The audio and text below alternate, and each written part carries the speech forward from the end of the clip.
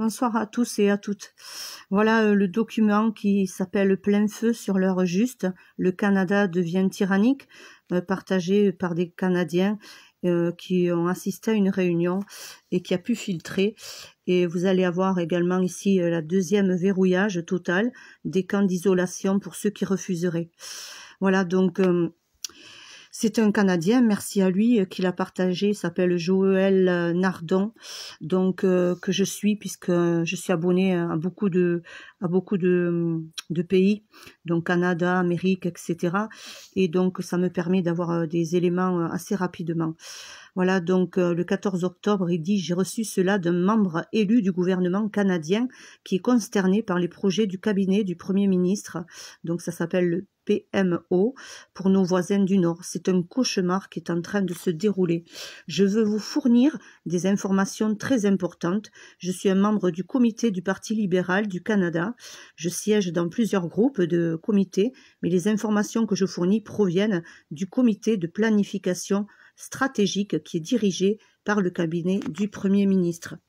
Je dois commencer par dire que je ne suis pas content de faire ça, mais je le dois. En tant que Canadien et surtout en tant que parent qui souhaite un avenir meilleur, non seulement pour mes enfants, mais aussi pour les autres enfants. Et en ce qui me concerne, je relais également ce document et je m'ajoute également à ce monsieur et à ce qu'il évoque également. Moi, ce que je veux également, c'est le bien de l'humanité. Et voilà pourquoi je fais également tout ce travail de partage vis-à-vis d'autrui. Voilà. Voilà, c'est un document très très important et où vous allez avoir toutes les dates clés. Voilà l'autre raison, dit-il ici, ce monsieur, pour laquelle je fais cela, c'est parce qu'environ 30% des membres du comité ne sont pas satisfaits de la direction que ça prend au Canada. Mais nos opinions ont été ignorées, ils prévoient d'aller de l'avant vers leur objectif. Voici ici la feuille de route et l'objectif qui ont été définis ici par le PMO et ce sont les suivants. Donc, petit point, premier point. Mettre progressivement en place les restrictions d'un second verrouillage sur une base continue en commençant par les grandes régions métropolitaines d'abord et en s'étendant vers l'extérieur prévu d'ici novembre 2020. Accélérer l'acquisition ou la construction d'installations d'isolement dans chaque province et territoire prévu décembre 2020. Les nouveaux cas quotidiens de Covid augmenteront au-delà de la capacité de test, y compris une augmentation de décès qui sont liés au Covid en suivant les mêmes courbes de croissance, sont attendus pour fin novembre 2020.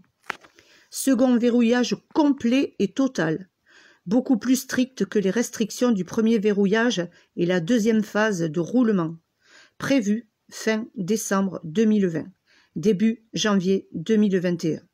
Réforme et extension du programme de chômage en vue de sa transition vers le programme de revenus de base universel prévu ici le premier trimestre 2021. Mutation projetée du Covid-19 ou co-infection avec un virus secondaire qui s'appellera le Covid-21, conduisant à une troisième vague avec un taux de mortalité beaucoup plus élevé et un taux d'infection plus élevé prévu pour février 2021. Les nouveaux cas quotidiens d'hospitalisation au Covid-21 et de décès liés au Covid-19 et au Covid-21 dépasseront la capacité des établissements de soins médicaux prévus premier trimestre et deuxième trimestre 2021. Des restrictions de verrouillage améliorées, appelées troisième verrouillage, seront mises en œuvre. Des restrictions de voyage complètes seront imposées, y compris entre les provinces et les villes, prévues au deuxième trimestre 2021.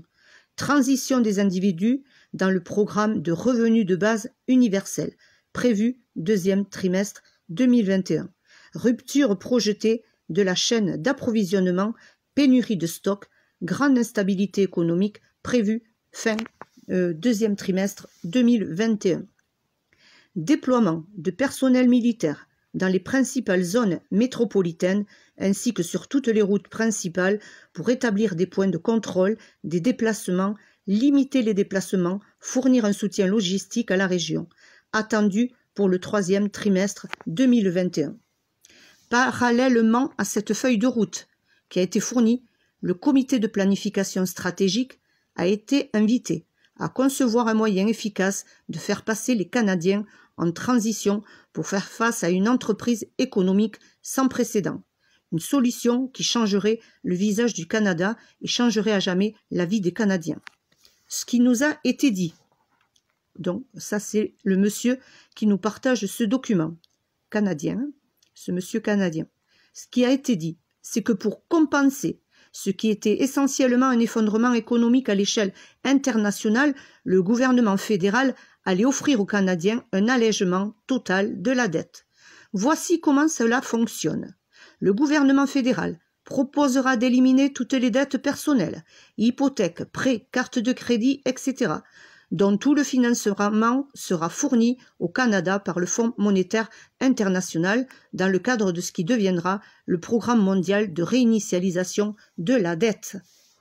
En échange de l'acceptation de cette remise totale de la dette, l'individu perdrait à jamais la propriété de tous les biens et actifs.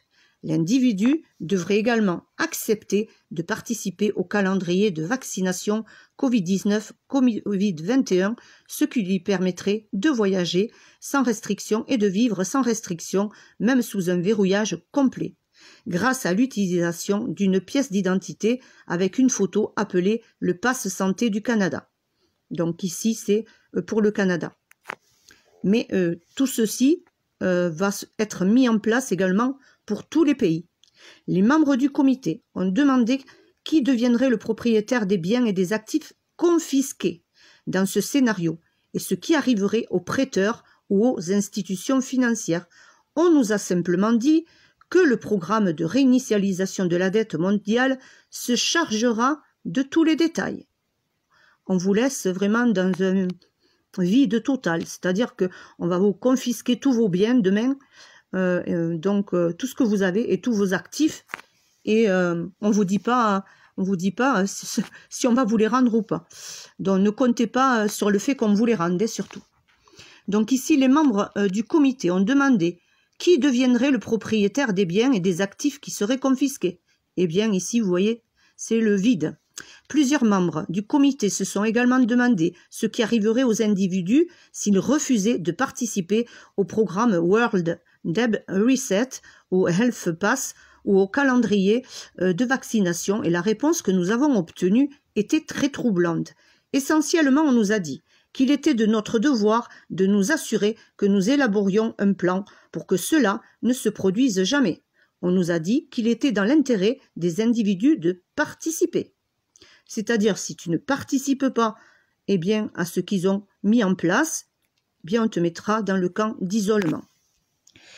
Lorsque plusieurs membres du comité ont insisté sans relâche pour obtenir une réponse, on nous a dit que ceux qui refusaient vivraient d'abord indéfiniment sous des restrictions de verrouillage. Et que sur une courte période de temps, alors que de plus en plus de Canadiens passeraient au programme d'annulation de la dette, ceux qui refuseraient de participer seraient considérés comme un risque pour la sécurité publique et seraient transférés dans des établissements d'isolement. Une fois dans ces établissements, ils auraient deux options, participeraient au programme d'annulation de la dette et seraient libérés, ou ils resteraient indéfiniment dans l'établissement d'isolement sous la classification d'un risque grave pour la santé publique et verraient tous les biens saisis. Donc vous pouvez imaginer, dit-il ce monsieur ici, après avoir entendu tout cela, ils ont eu une autre discussion un peu plus mouvementée et également une discussion qui s'est intensifiée au-delà de tout ce qui l'avait jamais imaginé. Voilà, c'est clair et net que quand tu as tout ça sous les yeux, c'est terrible. Voilà, en fin de compte, vous voyez ici le PMO, donc ce groupe, a laissé entendre que l'ensemble de l'ordre du jour ira de l'avant, peu importe qui est d'accord ou non. Donc ici, vous voyez, ils sont stricts, que ce ne sera pas seulement le Canada, mais toutes les nations auront en fait des feuilles de route et des programmes similaires que nous devons profiter des situations qui nous attendent pour promouvoir un changement à plus grande échelle pour le mieux-être de tous. Les membres qui s'y opposaient et ceux qui soulevaient des questions clés qui découleraient d'une telle chose ont été complètement ignorés. Voilà. Donc, ils n'ont pas fait du tout attention aux questions qui ont été posées, imaginez-vous. Hein. Donc, pendant la réunion, malgré les questions, eh bien, on les a ignorées totalement. Nos opinions et préoccupations ont été ignorées, on nous a simplement dit de le faire. Voilà. C'est-à-dire qu'ici, on leur dit, soit tu fais ça, soit c'est les camps d'internement ou les camps d'isolement. Voilà, donc ce monsieur vous dit qu'il n'aime pas du tout ça, que l'avenir est très sombre pour le Canada.